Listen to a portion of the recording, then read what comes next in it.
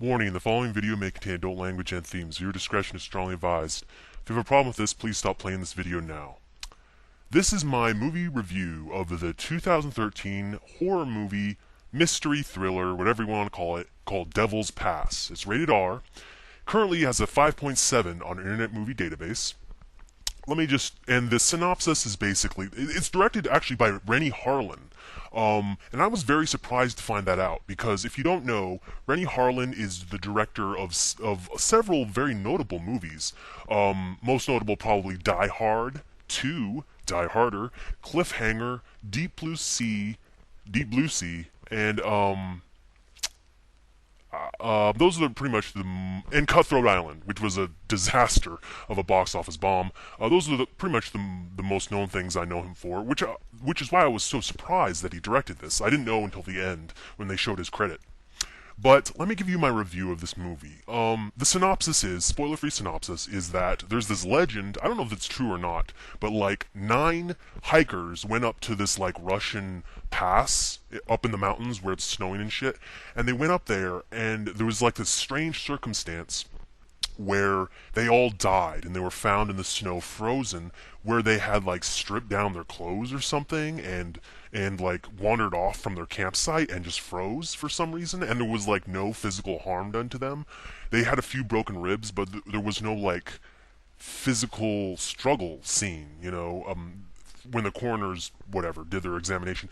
But like that's the mystery, and nobody really knows. It's all very a conspiracy theory. The government of the Russians are kind of trying to cover it up. They won't let people really examine anything. And so there's these 5 college students who want to go up into the mountain and go to the same pass and just, look around. What harm could that do? You know what I mean? It's not like the same thing could happen to them, right? So it's this movie reminded me a lot of the Chernobyl Diaries. In fact, if you've seen the Chernobyl Diaries, I would probably say this movie isn't even worth watching. Let me give you my spoiler-free review right now. I'll just tell you that I would probably give this movie, out of a 10, let me see what else I rate, compare it to other things that I've rated. But on Internet Movie Database, it's actually got a really good score. 5.7 for a horror movie is very good. And on Internet Movie Database, it's not even listed as a horror movie. It's listed as a mystery thriller, which I find kind of hilarious, because this is a horror movie. I mean, it pretty much devolves into a horror movie at the end. So what would I give this out of 10? I'd probably give it... I'm thinking 6.1. Maybe a 6.2. Maybe a 6.2. I guess it's not cool to give movies like average reviews. People either want to see you, rage about it or adore it. But I'm gonna have to give this a 6.2. Honestly, it's nothing special. It's very average, actually. It's not terrible. It's not direct to DVD bullshit. It's not like you can tell when you start to watch a horror movie and it's just crap. This was actually very well made. Rennie Harlin's a veteran of the movie industry, so it was going to be at least well directed. But yeah, it's a found footage film supposedly.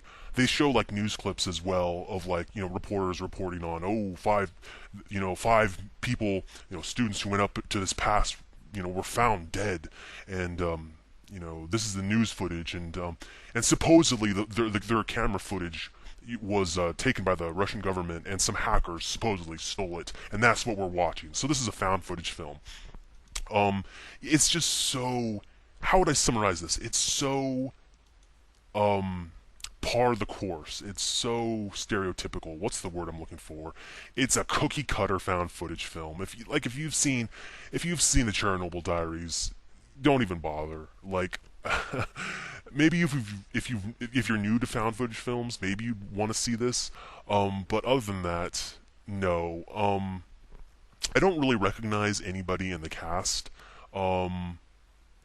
Yeah, I mean, so basically these 5... I'm going to get into spoilers now, but my spoiler-free review is I wouldn't bother. Like, you could do worse. You probably won't be kicking yourself if you accidentally rent this, but you could do a lot better. You could do a lot worse. It is so...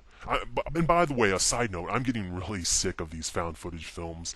In my opinion, none of them really work, because another reviewer, I can't remember who, made a really good point that once people start dying, you put the camera away. I think it was the Spoony guy.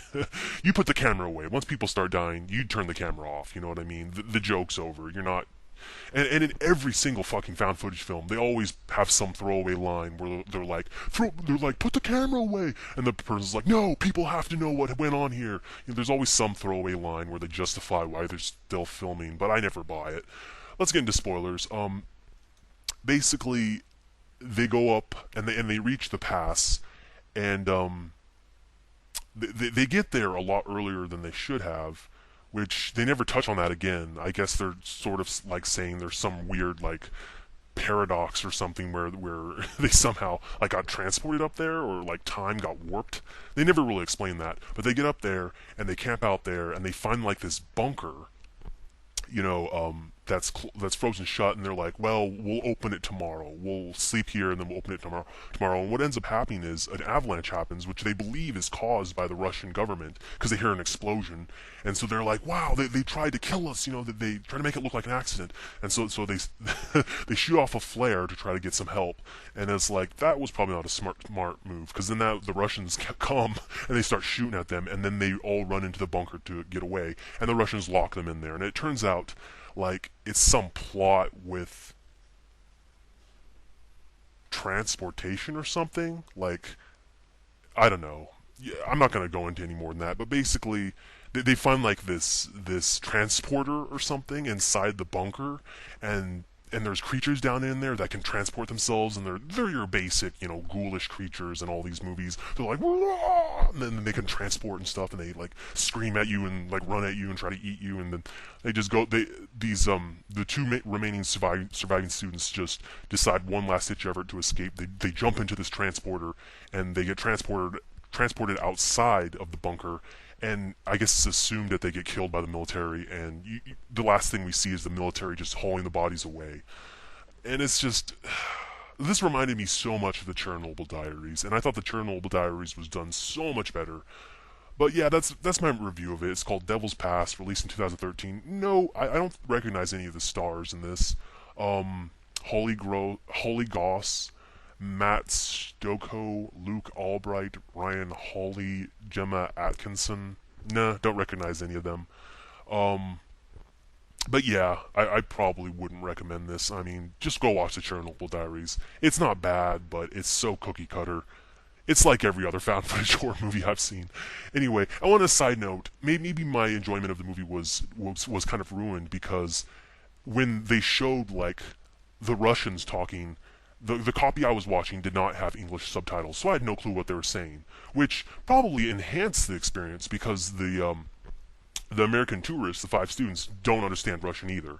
So I guess that kind of put me in their position. But maybe if I found out what the Russians were saying, it would make this movie a whole lot better. But I doubt it. Anyway, it's called Devil's Pass, released in 2013. 6.2 out of 10. Okay, see ya. Bye.